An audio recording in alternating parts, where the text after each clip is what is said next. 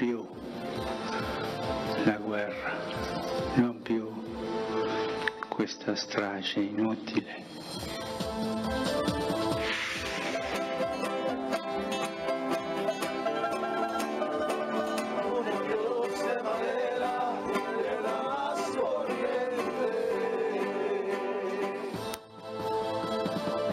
Bienvenidos a TV Perú Mundo, los saluda Josefina Townsend, hoy nos acompaña Francisco de la Unión. Francisco, ¿cómo estás? Comenzamos en España. La Fiscalía pidió una orden de detención europea contra el líder independentista Carles Puigdemont, quien viajó a Bruselas el lunes y se negó a declarar hoy ante las autoridades españolas. Quienes sí comparecieron fueron otros 8 exmiembros de la Generalitat que han sido encarcelados. El número 2 del gobierno regional catalán, el destituido vicepresidente Oriol Junqueras y otros 7 exconsejeros del gobierno han sido condenados a prisión incondicional sin fianza por delitos de rebelión, sedición y malversación de fondos públicos. El exconsejero Santi Vila, previo pago de fianza de 50.000 euros, se libró de la prisión por dimitir antes de que el Parlamento regional declarara unilateralmente la independencia de Cataluña. Están muy serenos y hacen un expreso llamamiento a la calma, hacen un expreso llamamiento, me dirijo en particular a la gente de Cataluña, de que continúe la calma. Que esta resolución no se va a entender fuera de aquí, no cumple ninguno de los estándares internacionales que una resolución de este tipo tendría que establecer y eso lo vamos a denunciar. La Fiscalía de Audiencia Nacional también solicitó la detención del líder catalán Carles Puigdemont y otros 4 exconsejeros de la Generalitat que aún permanecen en Bruselas, luego que se negaran a comparecer en Madrid, salvo por videoconferencia. Enterado de lo ocurrido a los 8 exmiembros de la Generalitat, el cesado presidente regional exigió vía Twitter la libertad de sus compañeros a quienes les expresó toda su solidaridad. El legítimo gobierno de Cataluña, preso por sus ideas y por haber sido leal al mandato aprobado por el Parlamento. El clan furioso del 155 nos quiere en la cárcel. El clamor sereno de los catalanes es de libertad, enfatizó Puigdemont. Del mismo modo, reaccionaron miles de catalanes que se agruparon frente al Parlamento en Cataluña para pedir la libertad de quienes consideran se han convertido en presos políticos. Y ya había una reacción también en un video del ex presidente de la Generalitat. Ha dado un mensaje. Carles Puigdemont ha dicho entre barrotes: el gobierno legítimo de Cataluña es infinitamente más digno que sus ilusos carceleros. Exijo la liberación de los consejeros, o sea, de los que deberían ser sus ministros, y el final de la represión política. Es un gravísimo atentado a la democracia. Ahora, en un momento vamos a tener esas declaraciones de Puigdemont y también lo que está pendiente en su caso es que la Audiencia Nacional, es decir, la justicia decide si emite esta orden de detención europea, que todavía no ha hecho algo de eso, o sea, todavía no ha emitido esa orden. Claro, pero en todo caso es una orden fue una orden a nivel europeo que fue creada en el 2004 y que hace que digamos, unas que son emitidas, los gobiernos, los países europeos están obligados a ejecutar. No se produce este trámite de extradición que normalmente se produce cuando hay capturas a nivel internacional. En este caso es una orden europea que es ejecutada inmediatamente y digamos, la persona que es capturada dentro de un plazo de 60 días como máximo tiene que ser enviada al país que ha emitido la orden, ¿no? Entonces, ¿no puede haber algún recurso para evitar esa extradición? Aquí es una cosa que no tiene, digamos, la ventaja de este sistema, que es a nivel europeo, es que no se hace el trámite normal que se hace normalmente con extradición. Ahí la persona tiene que ser remitida al país que ha emitido la orden. Por eso es una orden de arresto a nivel europeo, ¿no? No es como, por ejemplo, se da a nivel, por ejemplo, de cuando hay una orden de captura de Interpol que captura y pone al persona en manos del juez del país que ha capturado y ahí lo remite, después de un proceso, lo remite al país que metió la orden. O sea, ¿no tiene ninguna jurisdicción el juez belga, la justicia belga, sobre este caso, en el caso de Puigdemont? ¿No puede decidir si hay riesgo, por ejemplo, contra su integridad, en fin, contra su seguridad en España? Esa es la gracia justamente de la orden de captura europea. Es prácticamente como una orden de captura nacional, ¿no? ¿Y no puede pedir asilo en todo caso en medio de ese proceso? Bueno, eso podría, ¿no? Pero de ahí a que le den la orden, que Bélgica le dé el asilo es complicado, ¿no? No extraditaron en Bélgica a etarras, ¿no? En el caso de Bélgica, no, bueno, más bien es en Francia, no han capturado etarras, ¿no? Porque tienen el mismo abogado, Puigdemont, del que tuvo unos etarras que estaban en Bélgica, ¿no? Ahora, han habido protestas, ya hemos visto algunas, creo que tenemos algunas imágenes más. Escuchemos.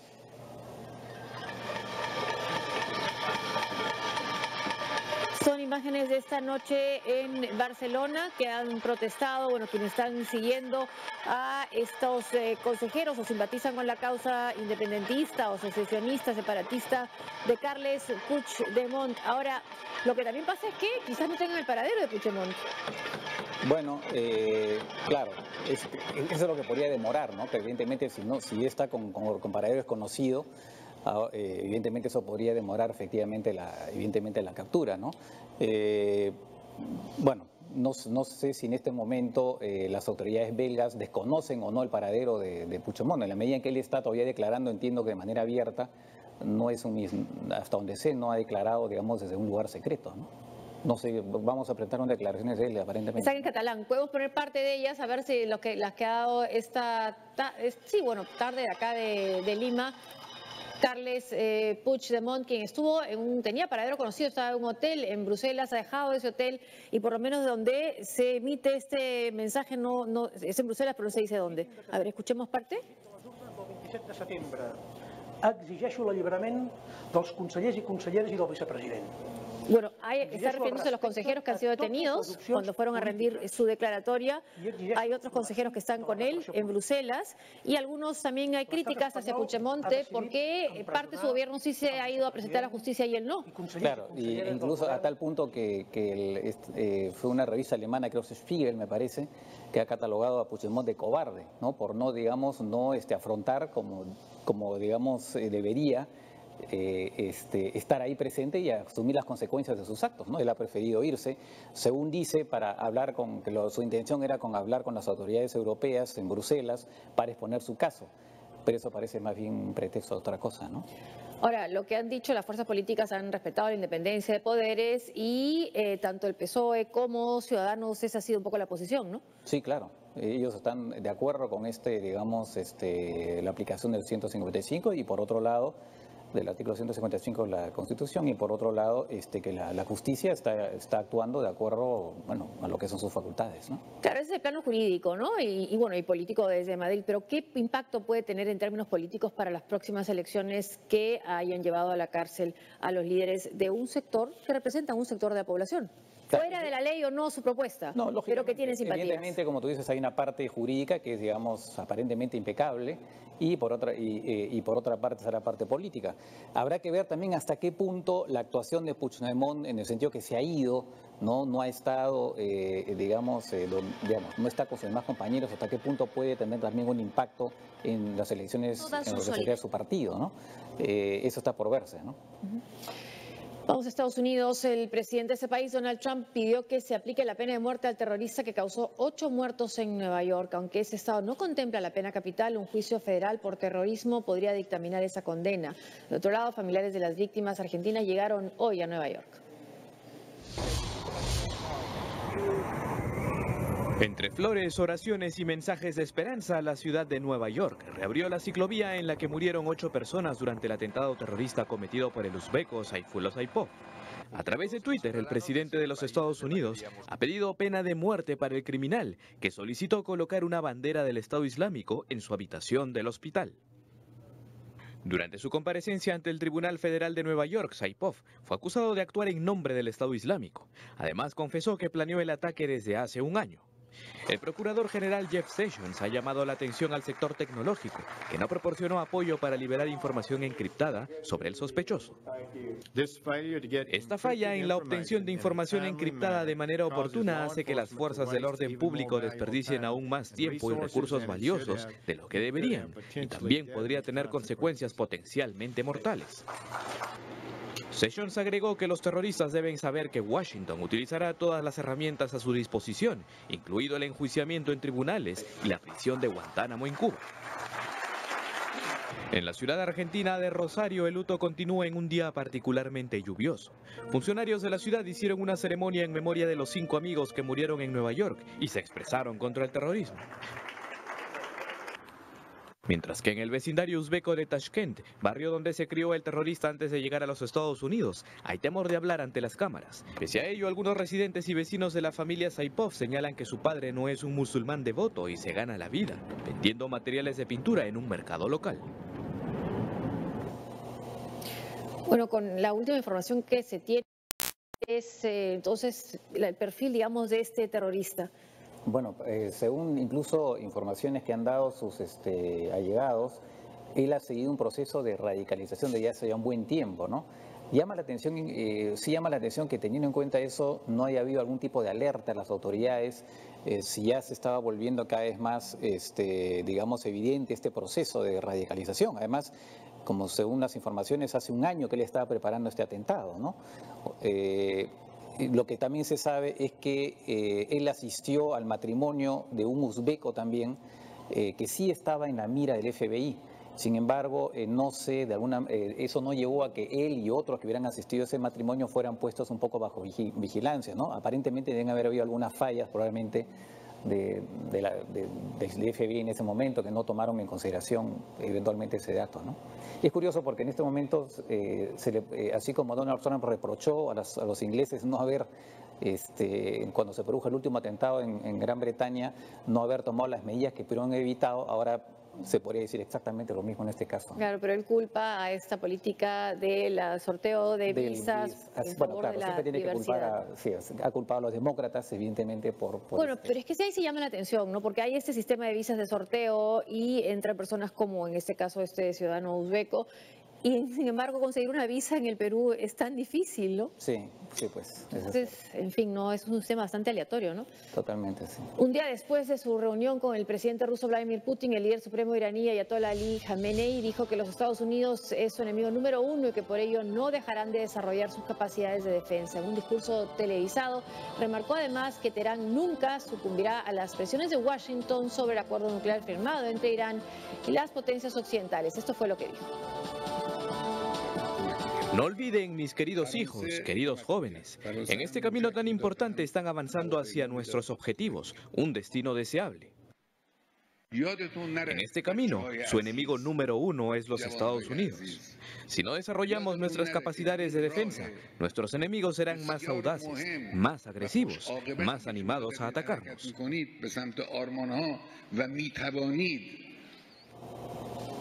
¿Esto es un cambio de tono, lo que hay en Irán?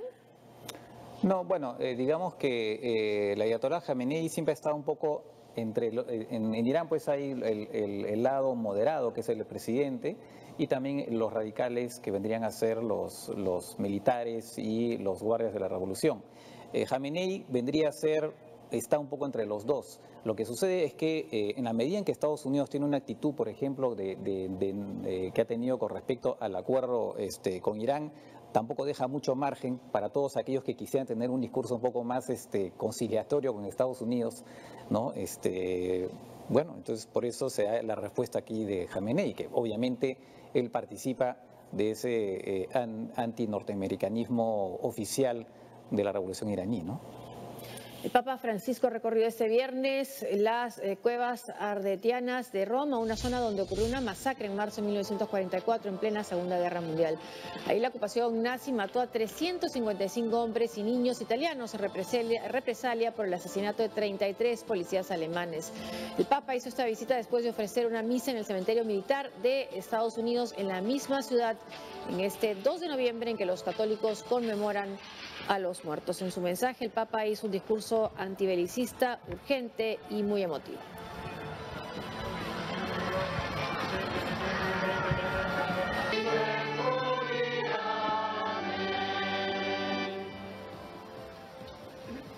Ma per favore, signore, fermate. Detente. Non più. No más. No más guerras. Non più. No más de esas masacres inútiles. Hoy que el mundo una vez más está en guerra y se prepara más fuertemente a una guerra. No más, Señor. Non più, Signore. Preghiamo anche Recemos por aquellos que han muerto en guerras hoy, incluso niños inocentes. Bambini innocenti. Questo è il frutto della guerra. Muertes que son fruto de la guerra. Pueda Dios darnos la gracia de ser capaces de llorar. Piangere. Y en las últimas noticias sobre la investigación del fiscal especial Mueller en torno a la participación rusa en la campaña estadounidense, lo último que informa CNN es que Jared Kushner, que es el hijo político y asesor de Donald Trump, su equipo ha entregado documentos al fiscal especial en el caso de la investigación rusa. Son nuevas filtraciones, nuevas informaciones que salen a raíz de esta investigación que ya tiene a 2 personas bajo arresto domiciliario y otra colaborando con la justicia. Exactamente, habrá que ver cuán relevantes son esos documentos entregados por Kushner, ¿no? Una pausa y al volver. Venezuela entró en hiperinflación, aunque el gobierno de Maduro no lo admite.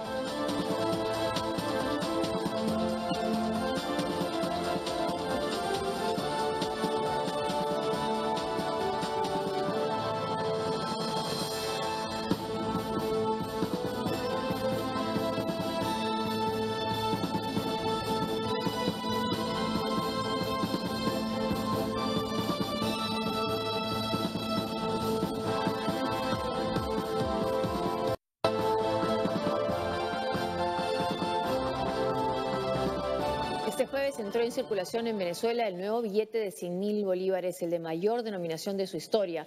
Esta y otras medidas anunciadas por el gobierno buscarían camuflar una realidad. El país entró en hiperinflación, con las cifras acumuladas hasta octubre.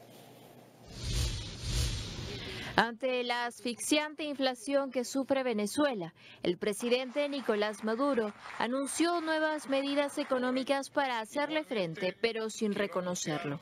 Por quinta vez en el año, el mandatario chavista anunció un aumento de salario mínimo mensual del 30%, es decir, $53 según la tasa de cambio oficial de referencia más alta. Anuncio un aumento del 30% del salario mínimo nacional y de las pensiones y sobrepensiones de los venezolanos y venezolanas. Por si fuera poco, Maduro Moros informó que desde este 2 de noviembre entrará en circulación un nuevo billete de 100.000 bolívares, perteneciente al nuevo cono monetario, hasta hoy el de mayor denominación. A partir de esta semana va a entrar en circulación el nuevo billete de 100.000 bolívares para completar el cono monetario venezolano y para proceder a fortalecer la política de protección, seguridad social de los trabajadores, trabajadoras y la familia venezolana. Para el jefe de Estado venezolano, se trata de una nueva batalla para encarar a sectores imperiales que buscan atentar contra la economía del país al generar su inestabilidad. Mientras que para los economistas, el régimen solo busca ocultar el fracaso de sus políticas económicas ante una inflación acumulada del 536,2% en lo que va del año. La cifra fue difundida por la Asamblea Nacional de mayoría opositora, ante la ausencia de más de un año de reportes oficiales del Banco Central de Venezuela. Este aumento decretado por Nicolás Maduro, que es el quinto aumento del salario mínimo en lo que va del año, ha sido considerado por un parlamentario opositor como apagar candela con gasolina de avión. Bueno, el tema económico se mantiene, no ha cambiado. Se ha consolidado, digamos, su poder político. Maduro es porque tiene los aliados que tiene en las Fuerzas Armadas. Claro, exactamente, ¿no? Y además se beneficia con la división de la oposición, ¿no? Todo esto evidentemente le ha significado un respiro. Pero en paralelo está el tema económico y ahí sí no tiene ningún respiro. Efectivamente, sobre el tema de la deuda,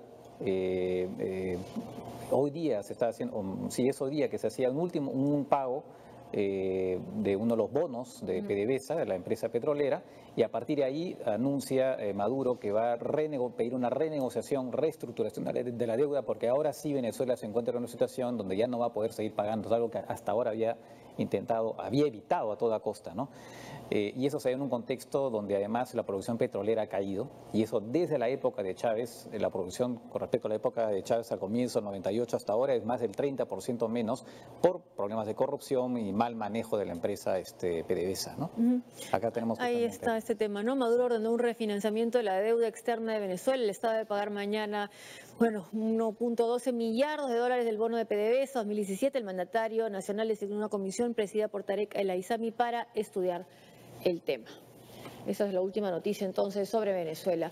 La jueza Amy Berman Jackson de la Corte del Distrito de Columbia ha ordenado que los ex asesores de campaña del presidente Donald Trump, Paul Manafort y Richard Gates, permanezcan bajo arresto domiciliario, rechazando sus pedidos por condiciones menos estrictas. Además, les ha ordenado no hablar de su caso fuera de los tribunales. Durante la audiencia, Jackson señaló que este es un juicio criminal y no una campaña de relaciones públicas. Manafort y Gates se declararon inocentes el lunes de una acusación de 12 cargos que incluyen conspiración para lavar dinero y conspiración contra los Estados Unidos, así como no registrarse como agentes extranjeros del antiguo gobierno prorruso de Ucrania. La conspiración por blanquear dinero podría tener hasta 20 años de prisión. Bueno, y siguen las investigaciones del fiscal especial Mueller. Ya hemos dicho que ha trascendido, según la cadena CNN, que ha entregado el equipo del hijo político de Donald Trump y asesor Jared Kushner documentos a esta investigación. Y también está esta tercera persona que está colaborando con la justicia, Papanopoulos, y lo que significa para algunos colaborar con la justicia es que ha estado usando un micro, ha estado grabando conversaciones, porque dicen que es una colaboración activa, proactiva. Eso significa que ha estado buscando deliberadamente información sin que las otras personas supieran que estaba colaborando con la justicia. Claro, y eso podría llevar efectivamente a que cada vez más gente esté involucrada. Y por supuesto se acerca cada vez más se acerca la presión sobre el propio Donald Trump, ¿no? Lo que explica algunas reacciones airadas que ha tenido, ¿no? Ahora, lo que también es cierto es que este último asesor que se presentó en una reunión con Trump como asesor de seguridad tampoco parecía ser tan conocido y tan importante. Ha estado preso y nadie se ha dado cuenta. Sí, es verdad. Bueno, sí, pues. En fin, en todo caso, en algún momento se estuvo hablando que había algunas movidas aparentemente por parte de Donald Trump y sus asesores para eventualmente ver la manera de destituir a Mueller, ¿no? Sí, que él dice que es el ala dura, que está Steve Bannon, que todavía influye, que está pidiendo que lo retire del cargo, ¿no? Pero hay quienes le dicen que no lo haga. Sigue la investigación por ahora. Sí. La CIA difundió un video sobre el hijo de Osama Bin Laden, considerado su heredero en Al-Qaeda, mientras que el gobierno británico tiene un nuevo ministro de defensa debido a un escándalo de acoso sexual. Tenemos la ampliación de esta y más informaciones. Colorado fue escenario de un nuevo tiroteo mortal. El crimen ocurrió la noche del miércoles en una tienda Walmart en los suburbios de Denver. 2 hombres fallecieron en el lugar y una mujer murió en el hospital por la gravedad de sus heridas. El autor, Scott Ostrom, de 47 años, fue detenido esta mañana. El tiroteo no ha sido considerado un acto de terrorismo, pero con este ya suman 51.821 incidentes de violencia con armas en lo que va del 2017. La CIA desclasificó 470.000 documentos vinculados a la operación de mayo de 2011 que terminó en la muerte de Osama Bin Laden en el complejo pakistaní de Abbottabad. Entre el material personal del líder terrorista se difundió un video de 1 hora de duración que muestra a su hijo Hamza Bin Laden adulto durante su boda. Hasta el momento no se conocían públicamente imágenes del llamado heredero del líder de Al-Qaeda, quien se cree habría sido el elegido para continuar con el legado de su padre en esa organización terrorista. El presidente de los Estados Unidos, Donald Trump, recibió al portavoz de la Cámara de Representantes, Paul Ryan, y otros autores del plan del Partido Republicano para reformar el Código Tributario de los Estados Unidos. Según el mandatario, esto generará miles de millones de dólares para el tesoro del país. Por ello, la reunión ha estado llena de risas y elogios. Tan maravillado quedó Trump, que sí. Besó un ejemplo de maqueta del nuevo formulario de impuestos. Gavin Williamson es el nombre del nuevo ministro de Defensa del Reino Unido. Fue designado este jueves por la primera ministra Theresa May luego de que su predecesor Michael Fallon renunciara debido a un escándalo de acoso sexual. El saliente ministro de Defensa fue acusado de poner su mano en la rodilla de una periodista durante una cena realizada hace 15 años.